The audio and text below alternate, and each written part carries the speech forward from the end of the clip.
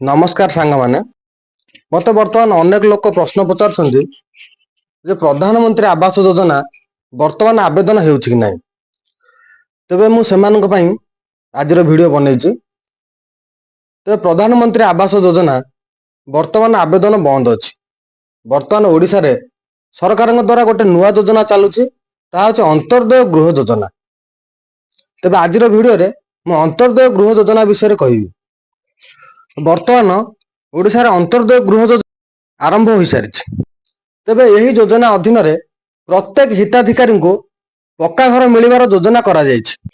तेबे यही योजना रे मिलुथिबा सहायता गुडी कहूची समुदाय 1,20,000 2 लाख टंका पर्यंत घर निर्माण पर सहायता मिलिबो। किस्तीर विवरणी प्रथम किस्ती 40,000 टंका काम ऑर्डर सह जेतेबेले आपनको कामर वर्क ऑर्डर मिलिबो सेतेबेले आपनको प्रथम किस्ती हिसाब रे 40,000 टंका मिलिबो। जो दिन आपण वर्क ऑर्डर आनिक आसीबे आपनको बैंक अकाउंट को से दिन अंत्योदय गृह योजनार प्रथम किस्ती 40,000 टंका प्रदान करा जिवो। द्वितीय किस्ती 60,000 टंका आपणकर घर छात पकाइबा पर्यंत 60,000 टंका आपनको मिलिबो।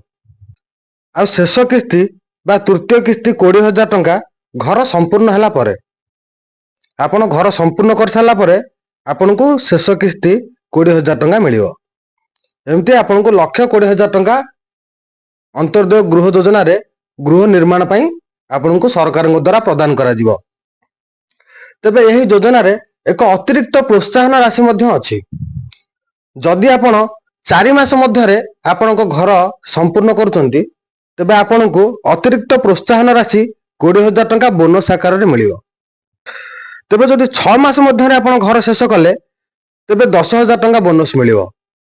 आपनको वर्क ऑर्डर मिलिबा दिन ठारू जदि आपण 4 मास भितरे आपणकर घर संपूर्ण करूचंती तेबे आपनको अतिरिक्त प्रोत्साहन राशि बा 20,000 टंका बोनस आपनको मिलिबो।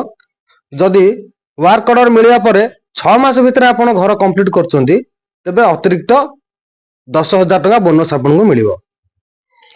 तेबे हेई अंत्योदय गृह योजना आवेदन करिया पय योग्यता गुडी होउची ओडिसा रा ग्रामांचल स्थायी बासिंदा हेतवा दरकार। आपण ओडिसा रो ग्रामांचल स्थायी बासिंदा होइतवा दरकार। तमाने अंत्योदय गृह योजना केवल ओडिसा रा ग्रामवासी मानक ही मिलुची सहरवासी मानक पई यही योजना नुहे। द्वितीय क्राइटेरिया होउची कुटीर बा भंगा घर रहुथिया परिवार। जदि आपण कुटीर माने चाळ घरे बा भंगा घरे रहुचंती तेबे आपण अंत्योदय गृह योजना पकेया पय योग्य अटंती। तृतीय क्राइटेरिया होउची आपणको वार्षिक आय 1,80,000 टंका मध्य हेतिबो। जदि आपणकर वार्षिक आय समुदाय 1,80,000 मध्य रे ताहले आपण अंत्योदय गृह योजना पाइबा पय योग्य अटंती। पूर्वरु पक्का घर नथिया व्यक्ति आपणकर पूर्वरु कोनोसी पक्का घर नथिबा दरकार।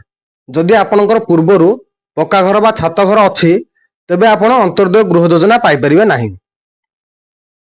बन्या बात्या हाथी आक्रमण जोगु घर नष्ट होइथिबा परिवार जदि कोनोसी प्राकृतिक विपर्यय बन्या बात्या किंबा हाथी आक्रमण जोगु आपणकर घर नष्ट हेउछि बा कोनोसी प्रकार प्राकृतिक विपर्यय जोगु आपणकर घर नष्ट होउछि तेबे आपण अंत्योदय गृह योजना पाई परिबे।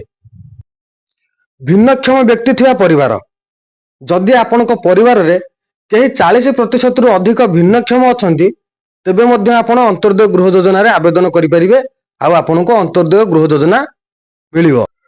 तेबे एबे जानिबा केउ माने अंत्योदय गृह योजना पई अयोग्य अटंती। अयोग्य थिबा सूची भितर होउची पूर्वरु पक्का घर थिबा परिवार जदि आपनको पूर्वरु पक्का घर अछि तेबे आपण अंत्योदय गृह योजना पाई परिबे नाही।